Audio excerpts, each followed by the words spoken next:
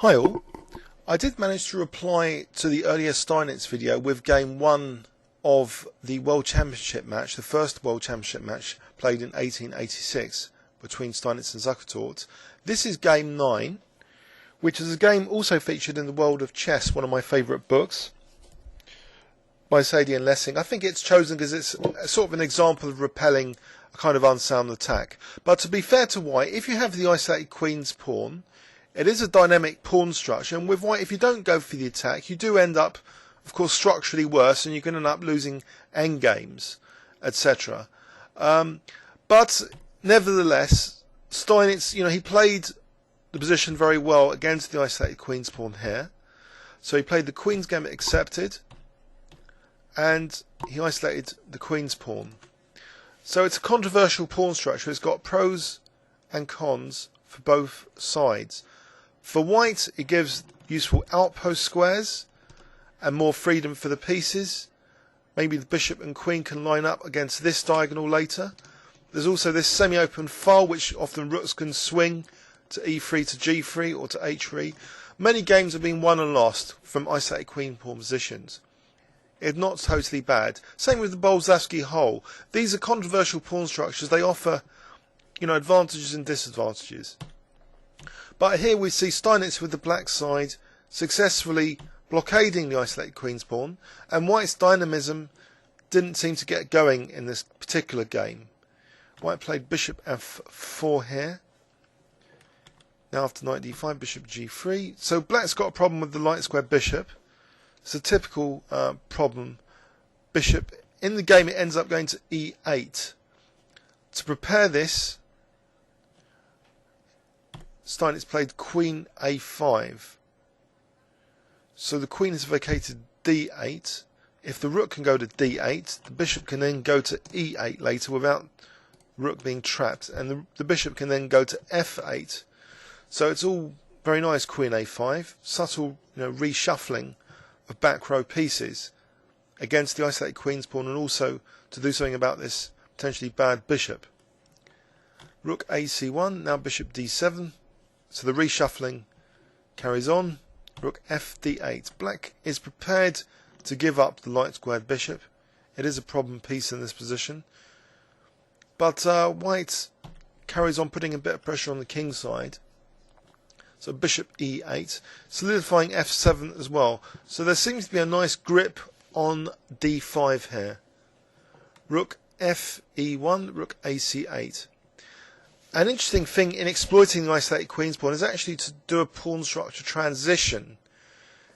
So, as well as restraining and blockading it, transitioning it into hanging pawns is a common method against it. And so we see here a seemingly absurd, controversial decision to stop giving white the isolated queen's pawn and turn it into hanging pawns by playing knight takes c3. But as you may have noticed from previous videos, maybe this is a more exploitable weakness now, these hanging pawns. There's an isolated pawn here. These light squares are potentially weak. And nice blockade squares. There's pressure on c3 and d4 still. Okay, so queen c7. Queen d3, perhaps lining up with bishop c2, cruelly against h7. Now knight d5, offering the exchange of dark squared bishops, which is accepted. The queen coming to c7 now supports queen takes e7, whilst maintaining the blockade on d5 with the knight.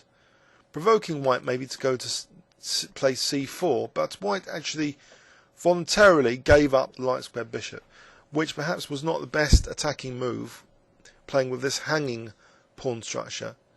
Rybka actually gives a couple of moves, c4 and bishop c2, as being maybe a slight advantage to white. Bishop c2, if it at least provokes a weakness, that would weaken at e5 a bit.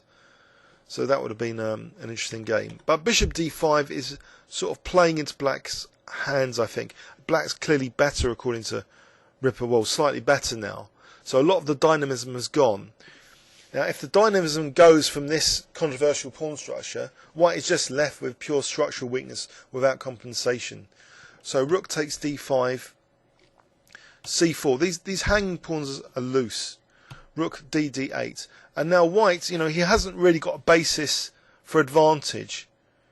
He hasn't got, you know, the piece pressure, but it seems, you know, he's interested in going for the attack still.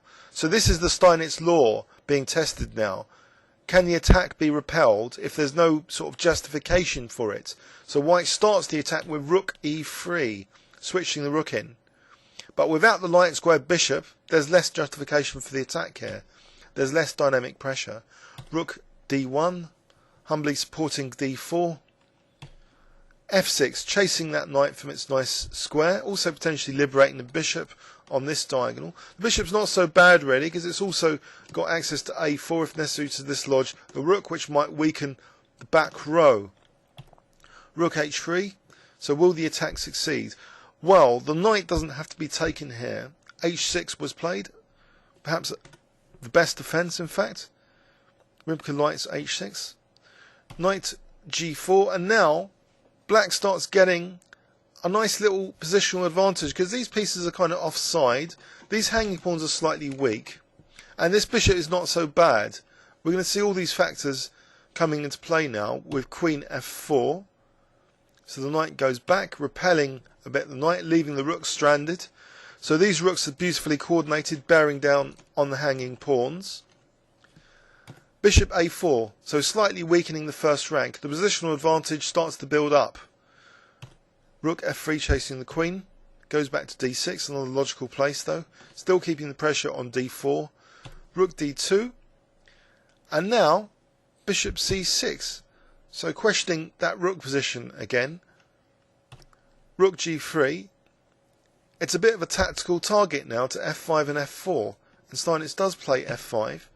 Is e5 weakened, you might say? Well, yes, but it's not that exploitable in this particular position.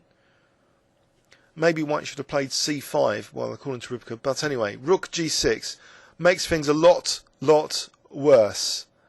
And black's getting a massive advantage now, making use of a few forcing moves as well. Bishop e4 attacking the queen. Now king h7. Where is the rook moving? If it moves back to g3, then f4. So here, the rook's kind of stranded, and it's arguably a lost position now. c5 was played, attacking the queen. Rook takes c5. It doesn't have to go for the rook immediately. You can take time out to play rook takes c5. In fact, allowing rook takes e6. So the point of c5, sorry, was attacking e6. There was a point to it. But Steinitz is content with just a small advantage from it. Well, not so small now. After rook c1 check, the knight's driven back. So black's got, you know, very fine, active, aggressive pieces on everything. And the bishop's, you know, really nice in the centre. Queen f4. So what's happening with the rook, which is defending the knight?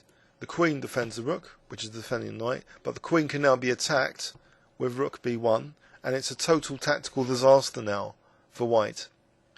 Because after queen c3, I wonder if you can spot the winning move.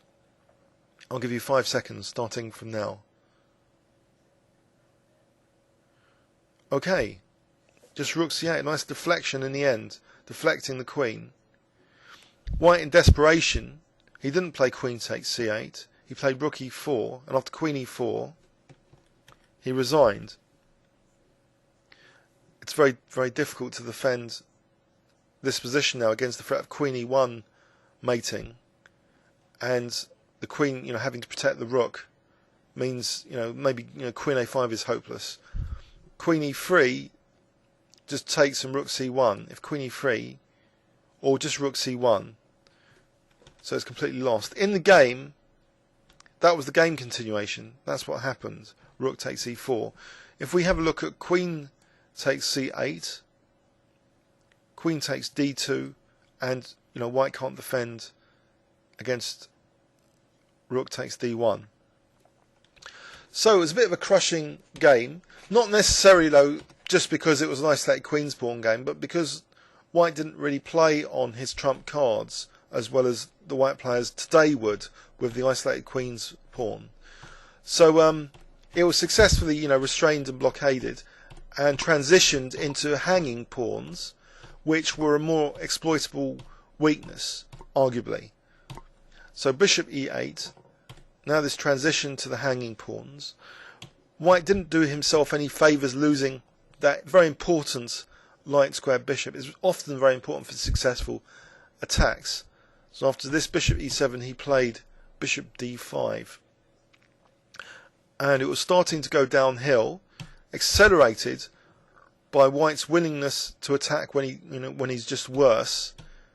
And his rook just gets tangled up.